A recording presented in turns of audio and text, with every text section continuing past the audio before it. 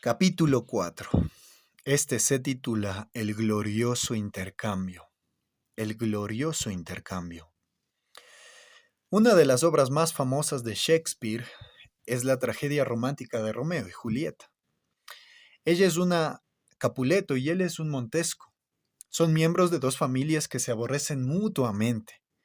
Ante la imposibilidad de vivir su amor, ella le pide a su amado que olvide su nombre y se dedique a ella por entero.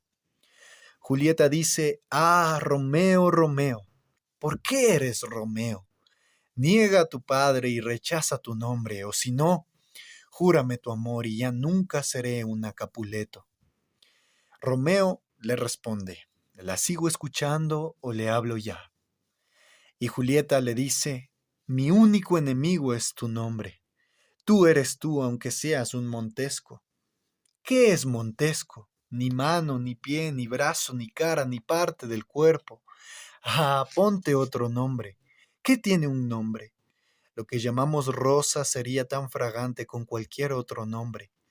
Si Romeo no se llamase Romeo, conservaría su propia perfección sin ese nombre. Romeo, quítate el nombre, y a cambio de él, que es parte de ti, tómame entera. Es comprensible la exasperación de Julieta al verse imposibilitada de unirse a su amado. Todo por causa de un nombre. Después de todo, ¿qué tiene un nombre? Para decirlo en un lenguaje menos shakespeariano, ¿qué importancia tiene la nomenclatura que usemos para referirnos a algo o a alguien? A fin de cuentas, lo que llamamos rosa sería tan fragante con cualquier otro nombre. Desafortunadamente, muchos creyentes parecen experimentar la misma exasperación que Julieta con respecto a la precisión teológica. Se preguntan: ¿acaso no basta con saber que Cristo murió por mí? El aroma de la salvación sigue siendo fragante para mí, sin necesidad de conocer todas esas sutilezas doctrinales de las que suelen hablar los teólogos. Comprendo la inquietud, pero no la comparto. Si bien es cierto que no necesitamos ser expertos en teología para ser salvos, también es cierto que todo lo que Dios nos reveló en su palabra por medio de la inspiración del Espíritu Santo, como dice 2 de Timoteo 3, 16 al 17, es útil para enseñar, para redarguir, para corregir, para instruir en justicia, a fin de que el hombre de Dios sea perfecto, enteramente preparado para toda buena obra.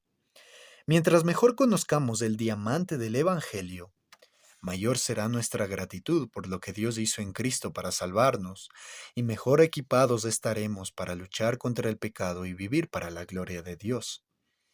En el capítulo anterior, si recuerdan, vimos que la perfecta obediencia de Cristo al Padre es un aspecto de crucial importancia para nuestra salvación. Pero es indudable que su muerte en la cruz ocupa un lugar central en su obra redentora. Su muerte en la cruz ocupa un lugar central en su obra redentora. Esto se refleja en la atención que le prestan los evangelistas a la semana de la Pasión. Noten que Mateo le dedica el 33% de su evangelio a la última semana de la vida del Señor. Marcos un 37%, Lucas un 25% y Juan un 42%. Ahora bien, la afirmación de Pablo en 1 de Corintios 15:3, que Cristo murió por nuestros pecados conforme a las Escrituras, no es todo lo que dice el Nuevo Testamento sobre su obra en la cruz. Sus autores emplean una variedad de términos que nos permiten ver la muerte de Cristo desde varias perspectivas. En 1 de Corintios 5:7 y Efesios 5 del 1 al 2, también Hechos 9, 6 al 15, se dice sacrificio o sustitución penal.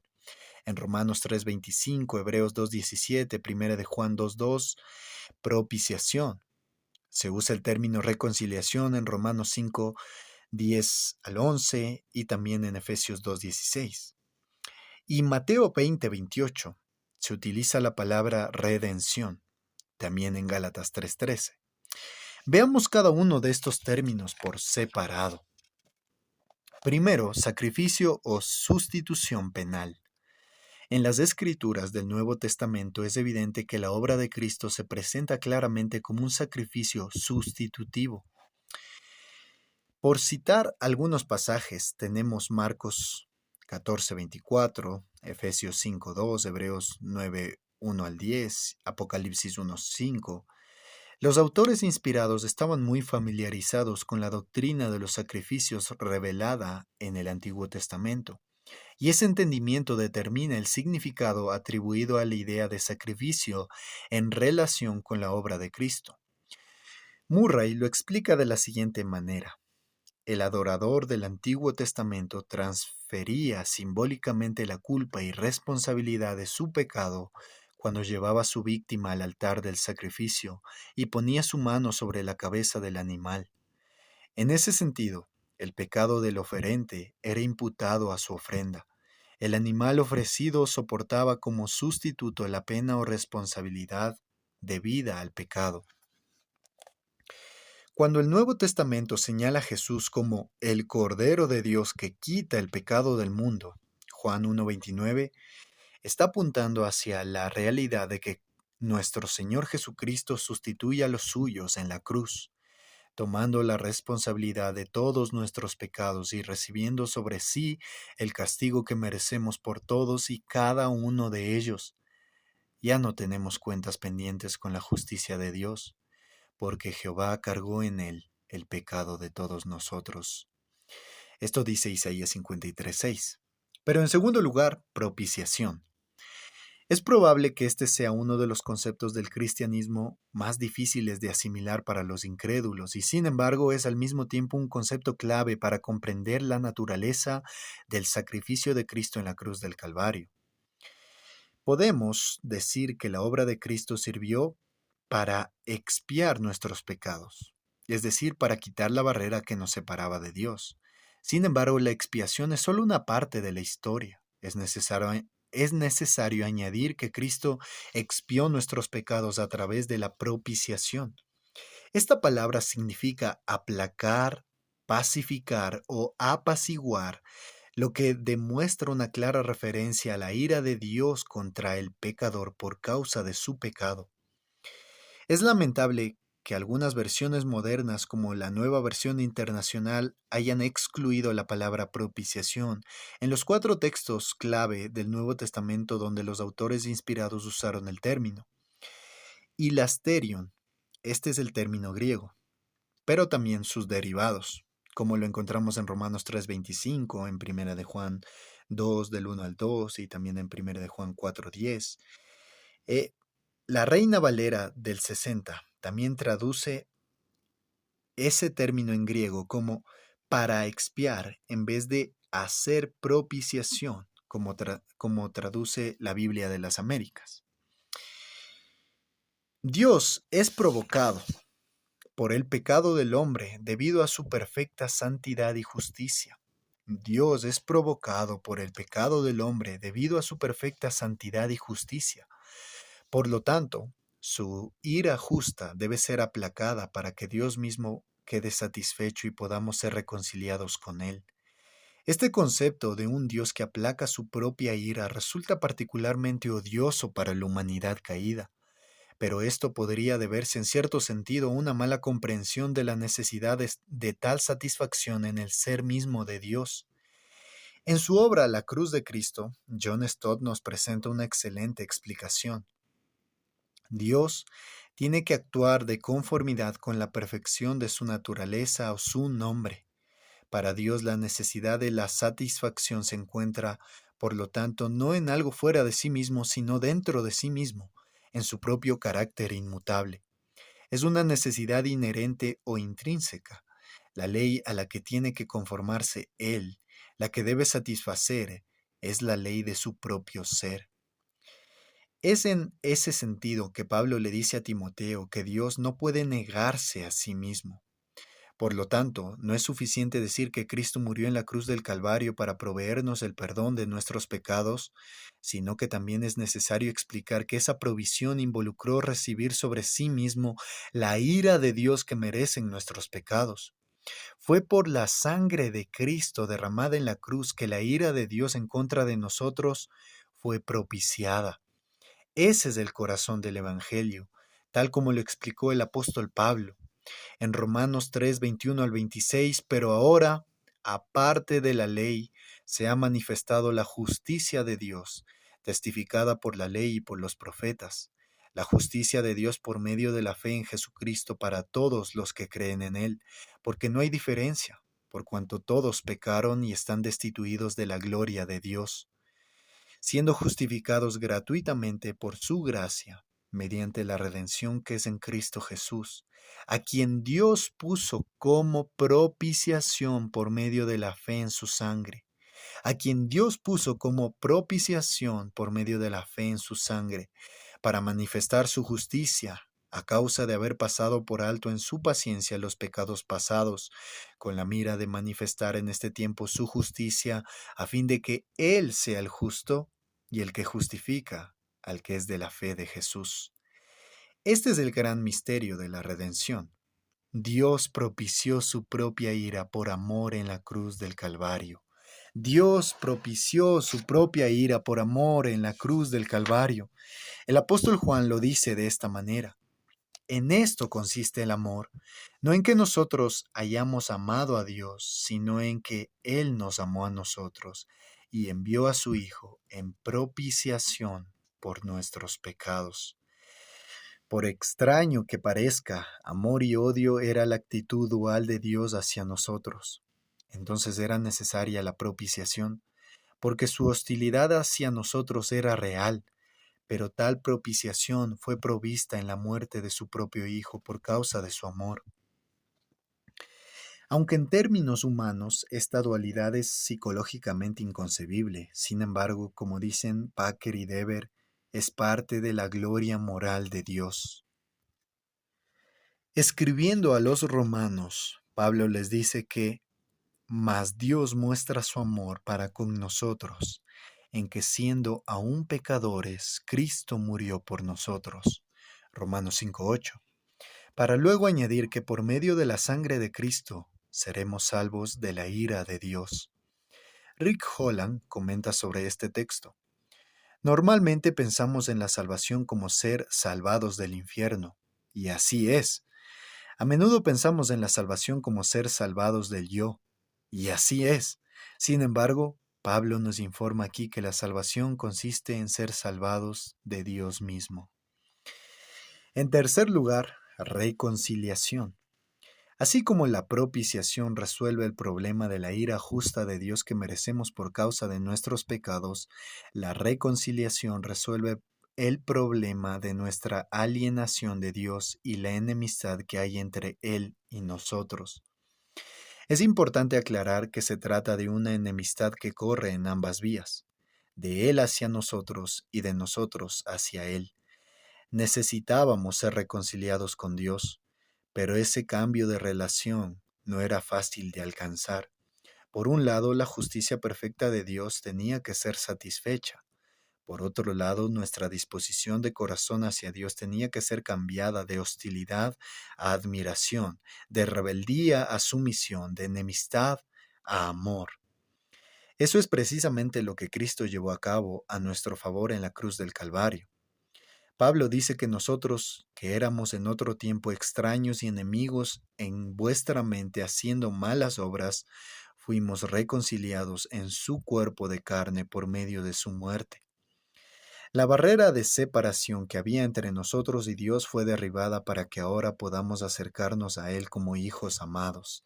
La barrera de separación que había entre nosotros y Dios fue derribada para que ahora podamos acercarnos a Él como hijos y hijos amados.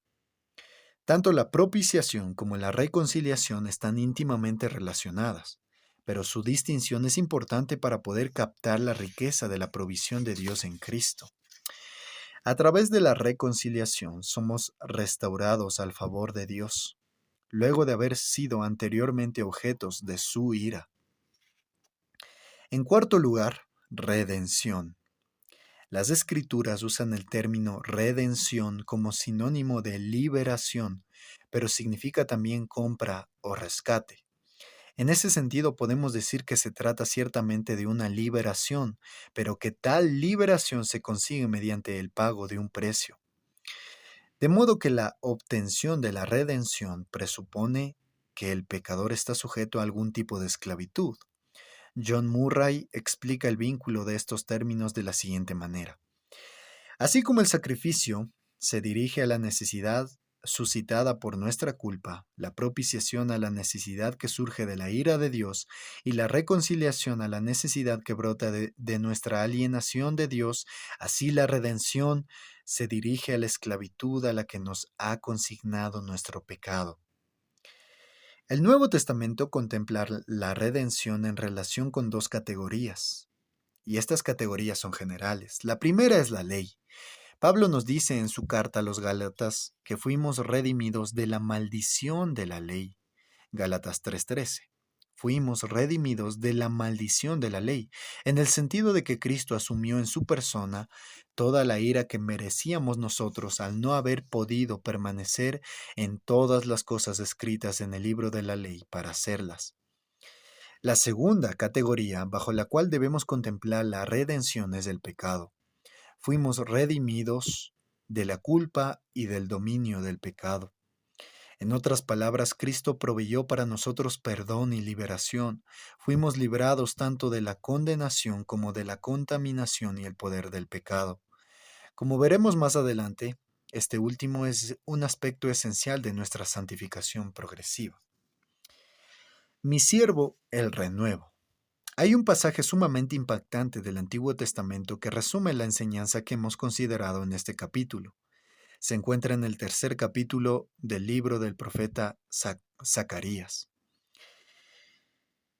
Este pasaje comienza con una visión en la que el profeta ve al sumo sacerdote llamado Josué en el templo de Jerusalén y delante del ángel del Señor. El templo de Jerusalén tenía tres partes: un patio exterior, un patio interior y el lugar santísimo, donde solo entraba el sumo sacerdote el día de la expiación una vez al año. La preparación para ese día era muy meticulosa. Una semana antes el sumo sacerdote se aislaba de todos para que no tocara nada inmundo, ni siquiera por accidente. La noche antes se quedaba sin dormir orando y leyendo la palabra de Dios. A la mañana siguiente se lavaba de pies a cabeza y se vestía de lino blanco, completamente puro. Luego entraba en el lugar santísimo después de haber sacrificado un animal como expiación por sus propios pecados. Después salía del lugar santísimo, volvía a bañarse y le ponían otra túnica de lino. Entraba de nuevo en el lugar santísimo para presentar otro sacrificio por los pecados de los sacerdotes. Finalmente repetía el mismo ritual, esta vez por los pecados de todo el pueblo. Esta información es importante para entender cuán chocante debió ser para Zacarías la visión que recibió, porque vio a Josué en el día de la expiación vestido de ropas viles. El versículo 3 dice que estaban sus ropas literalmente salpicadas de estiércol. Josué estaba completamente contaminado. Ray Dillard, un erudito del Antiguo Testamento, nos dice que esa visión era una representación de nuestra condición de impureza delante de Dios. De ninguna manera podemos encontrar purificación por nosotros mismos. Sin embargo, ahora viene la parte más sorprendente de este pasaje. Dice que el ángel del Señor ordenó a los que estaban delante del sumo sacerdote que le quitaran esas vestiduras contaminadas. Y luego le dice a Josué: mira, he quitado de ti tu iniquidad y te vestiré de ropas de gala. Pues he aquí yo voy a traer a mi siervo, el renuevo, y quitaré la iniquidad de esta tierra en un solo día. Imaginemos a Zacarías escuchando estas palabras. El pueblo de Israel había estado presentando sacrificios de animales en el día de la expiación durante siglos porque nunca podían purificarse de una vez por todas de sus pecados. Ahora Dios está diciendo que iba a llegar un día en el que ya no sería necesario hacer más sacrificios porque Él borraría por completo toda la iniquidad de la tierra en un solo día. ¿Cómo puede ser eso posible? Dillard dice que siglos más tarde otro Josué apareció y llevó a cabo un proceso a la inversa. Él fue desnudado de sus ropas de gala para ser vestido con nuestros pecados al asumir nuestra culpa en la cruz del Calvario. para que todos los que creen en Él puedan ser vestidos de lino fino, limpio y resplandeciente. Jesús quitó el pecado para siempre por medio del sacrificio de sí mismo en un solo día. ¡Qué glorioso intercambio! Él se hace cargo de todas nuestras deudas y nosotros disfrutamos de toda su justicia. Pablo le escribe a los Corintios en 2 de Corintios 5:21, al que no conoció pecado, por nosotros lo hizo pecado, para que nosotros fuésemos hechos justicia de Dios en él. Las últimas dos palabras, en él, encierran un universo de significado, porque apuntan hacia la realidad de nuestra unión con Cristo. Pero eso lo veremos en el próximo capítulo.